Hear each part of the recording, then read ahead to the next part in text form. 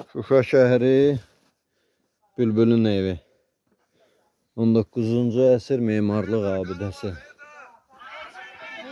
Десятый раз пересмотришь, тебе понравилось? Что? Не, я срезаю там. А что, твоя рука там стоит? Нет. Слово есть, я срезаю. Salam aleyküm.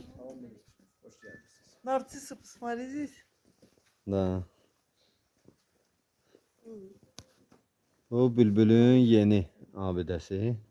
Tur şəklində gəlmişik yəqin ki. Ha bizdə частный Bu da 92-dən sonra Bakıya gətirilmiş, sonra da yenidən əvvəlki Şuşasına qaytarılmış Bülbülün abidəsi. Təxmini 30 il prezident aparatının qabağında. Başqa gələn var, yoxsa elə bu qədər? Нет, bu qədər. Gəlin də buraya. Hə, yığılaq hamımız bura zəhmət olmasa məlumat alaq, sonra keçək içəri banklarla tanış olaq. Ну, рассказывайте, снимайте. Как ее зовут? Опять я забыла.